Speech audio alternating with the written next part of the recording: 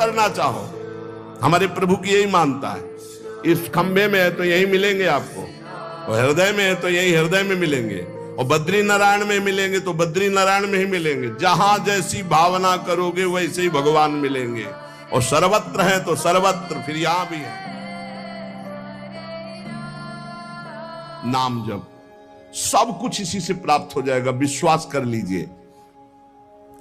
तो लोग पूछते हैं कौन सा नाम जप करें, तो पहली बात है कि जो आपके गुरु ने नाम दिया है वो नाम जप करो।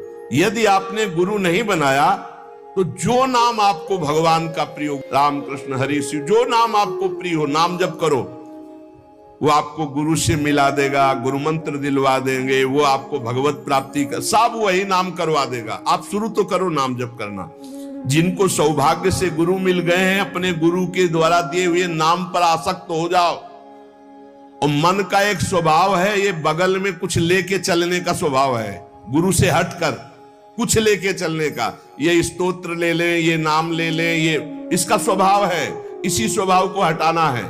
गुरु ने कहा राम तो राम, गुरु ने कहा राधा तो राधा जीवन, उसी से आप देख लेना सब कुछ प्राप्त हो जाएगा। नाम की बड़ी महिमा है। विभिन्न ग्रंथों में भगवान के विभिन्न नामों को गाया गया है। जो तुम्हें नाम प्रिय लगे, और भगवान के अनंत नाम हैं। सभी भगवान के नाम समान बलशाली हैं, पर विशेषता होती गुरु प्रदत्त नाम में। जैसे गोस्वामी जी को राम नाम सर्वोपरि, चैतन्य महाप्रभु कृष्ण नाम सर्वोपरि, हरिवंश महाप्रभु राधा नाम सर्वोपरि, कोई हर्ज नहीं।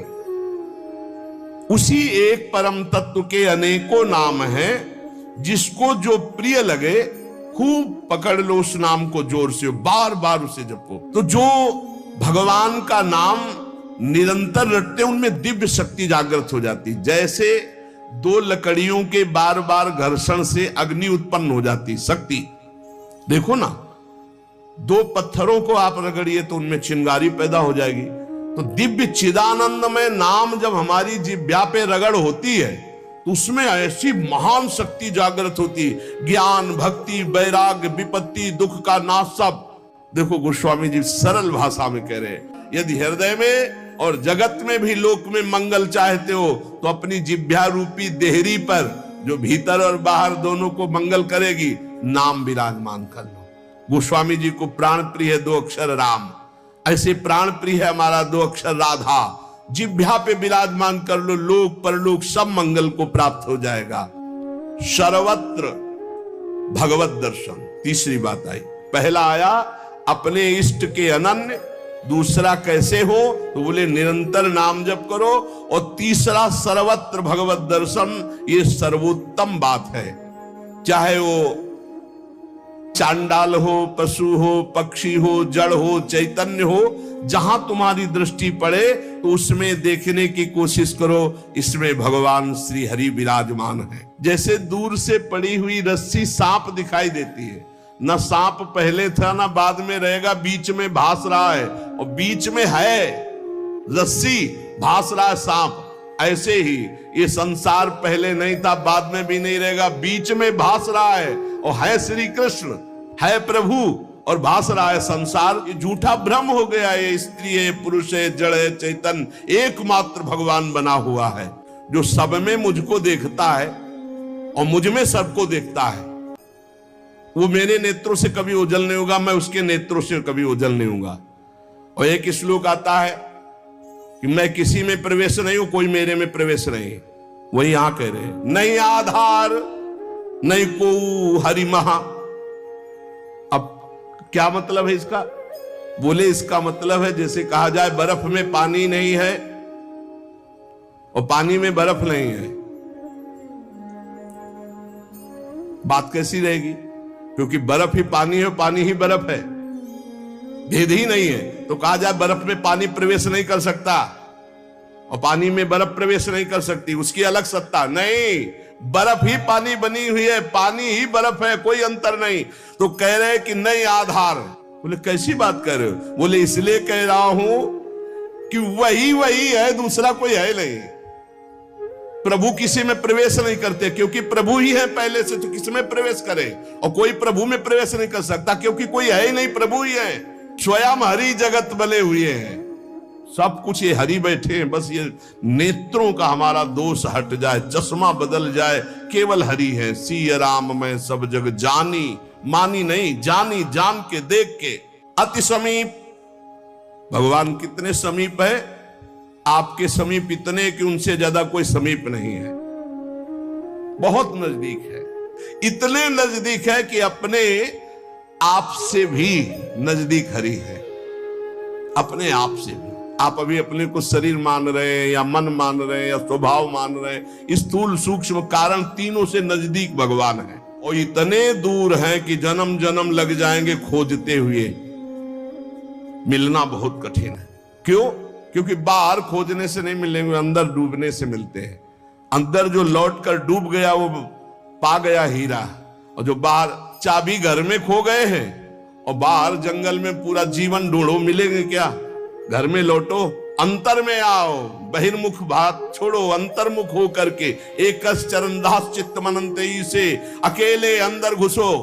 कुछ लेके नहीं जाओगे, प्रेम गलियत साकरी, जितने संबंध सब ये बोझा है, नहीं ले जाओगे अंदर। अंतर्मुख अकेले होकर असंगो हम, और फिर ढूंढो तो मिल जाएगा, वही मिल जाएगा। और जब वो मिलेगा तो ढूंढने वाला नहीं रहेगा, केवल वही वो है जो अनुभव करना चाहो। हमारे प्रभु की यही मानता है, इस खंबे में है तो यही मिलेंगे आपको, और हृदय में है तो यही हृदय में मिलेंगे, और बद्री नारायण में मिलेंगे तो बद्री नारायण में ही मिलेंगे। जहां जैसी भावना करोगे वैसे ही भगवान मिलेंगे। और सर्वत्र है तो सर्वत्र फिर यहां भी है। कैसे भगवान समाये हुए हैं? जैसे दूध में घी। अब दूध में पूड़ी बनाओ, नहीं बन पाएंगी। अब प्रक्रिया है, दूध को दही जमाओ, दही का मंथन करो, मक्खन निकालो, मक्खन को सिराओ, घी आ गया। ऐसे ही गुरु प्रदत्त साधना के बिना ये दृष्टि नहीं प्राप्त हो सकती। सर्वत्र श्री भगवान है। भगवान कैसे समाये हुए? पयघृत दूध में घी के समान। जैसे अग्नि और लकड़ी, लकड़ी में कहीं अग्नि है लेकिन घर्षण करो, अरण्य मंथन उसी को तो कहते हैं। लकड़ी के घर्षण से अग्नि पैदा हो जाती। जैसे एक छोटे से बीज में पूरा वृक्ष है, उसकी डाल भी है, उसका पत्ता भी है, उसका फल भी है, लेकिन उसको जब आप भूमि पर प्रक्रिया से गाड़े, बीज अंकुरित हो, तब आपको यह अनुभव में आएगा। आनंद समुद्र भगवान ही सब रूपों में व्याप्त है। एक बार यह दृष्टि आ जाए कि सर्वत्र भगवान है, वो भव समुद्र से पार हो गया। पर इस दृष्टि में बड़ा धैर्य की जरूरत है, क्योंकि जहां आपकी दृष्टि हुई तहां माया अपना रंग शुरू कर देगी। जब देखने चलोगे ना भगवान को, तो ये द्वंद अपना आक्रमण करेंगे। कभी सुख फंसा लेगा, कभी दुख, कभी लाभ, कभी हानि, कभी मृत्यु का भयावा, कभी मान, कभी अपमान। जो इन सब में भगवान को देखता है वही निकल पाएगा। बड़ा कठिन है जब कोई अपमान करे उसमें भगवान देखे। बड़ा कठिन है जब कोई मारने आवे, कोई कहे आओ भगवान मार दे आके। ऐसा बड़ा कठिन है। कोई हमें गाली दे, हानि करे, तिरस्कार करे, हम उसमें भगवान देखें, लेकिन है भगवान। बहुत कठिन है। भगवान एक ऐसी स्थिति दे तभी होता है, नहीं तो ऐसे। अब नामदेव जी ने जब कुत्ते में भगवान को देख लिया, भूत में भगवान को देख लिया, तो एक भगवान से सख्य भाव से बात करने लगे। एक दिन कहा, विठ्ठल भगवान, पांडुरंगा, आपकी कृपा से अब मैं सब में आपको पहचान लेता हूं। भगवान ने कहा सही। बोले आप किसी भी रूप में छुपो, अब हम आपको पहचान लेंगे। भगवान मुस्कुरा दिए। थोड़ी देर में विचार आया कि मंदिर में बैठ के भजन करने से बड़ी भीड़ हो रही, लोग आ जा रहे हैं, विक्षेप पड़ता, मंदिर के पीछे चलते हैं। अभी तक विचार नहीं आया था। अब मंदिर के पीछे जाके जो भजन में लगे, कीर्तन में, सो देखा कि 10 बच्चे आ गए, कबड्डी खेलने लगे। यहां बड़ा विक्षेप, चलो नदी किनारे चलते हैं। तो नदी किनारे जाकर कीर्तन करने लगे। अभी कीर्तन शुरू ही हुआ था कि वहां बैलगाड़ी से तंबू कनात उतरने लगी, हो हल्ला शुरू हो गया। उनके नजदीक दूर से गए, बोले यहां हम भजन करने आए थे, यहां भी उपद्रव शुरू किया। तो उसकी पत्नी गड़ासा लेके निकली। बोले हम भोजन की व्यवस्था भगवान ने कर दी है, मिल गया है, काट के अभी हम बनाते हैं, हम सब लोग खाते हैं। नामदेव जी ने कहा यहाँ तो मरने वाला प्रोग्राम शुरू हो गया, ये कौन लोग हैं जो हमें काट के खाएंगे। गड़ासा लेके दौड़ी नामदेव जी की तरफ। पति ने कहा तुम चिंता मत करो, दूसरा गड़ासा लेके वो दौड़े। अब वो नामदेव जी ने भजन तो फिर भी हो जाएगा जो जिंदा रहेंगे, और भागे मंदिर की तरफ, और सांस, और जैसे जैसे भागते पीछे से पकड़ पकड़ अब पकड़ा पकड़। जब नगर में प्रवेश किया तो वहां देखा कि कोई ने, फिर मंदिर में गया, कहा हाँ, भगवान ने कहा क्या हो गया? बोले प्रभु ऐसा ऐसा घटना घटी, पता नहीं किस देश के वो लोग थे कि वो कह रहे थे लाओ काट के खाते हैं, और वो दौड़ पड़ी उनकी पत्नी। फिर वही बोले पहचाने नहीं क्या? बोले प्रभु पहचानना क्या है, वहां इतना बड़ा गड़ासा ले। बोले रुक्मिणी जी वो थी और मैं था, और कौन था? और कोई दूसरा थोड़ी था।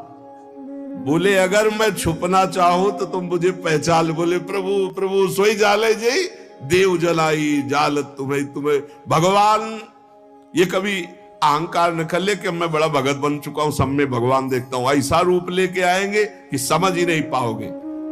मान अपमान, सुख दुख, निंदा स्तुति, जन्म मृत्यु, इसे समान देखने वाला जीवन मुक्त होता है। देखो ये, इस पर हमें समान होना पड़ेगा। द्वंद्व विमुक्ता, सुख दुख संगई। क्या देखना होगा? सभी मेरे प्रभु के खेल हैं, सभी में प्रभु भरे हुए हैं, और प्रभु का पावन स्पर्श हमें प्राप्त हो रहा है। चाहे जैसी परिस्थिति हो, बहुत आनंद रहता है यदि भगवत भाव में रहोगे। जगत भाव में तो कैसे भी रहो दुख ही दुख है, भगवत भाव में बहुत आनंद।